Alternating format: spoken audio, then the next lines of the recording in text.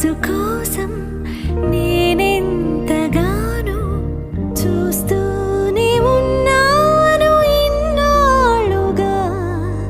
మౌనాలు అన్నీ మాట్లాడుతుంటే కనువిందుగా ఉంది తొలిసారిగా.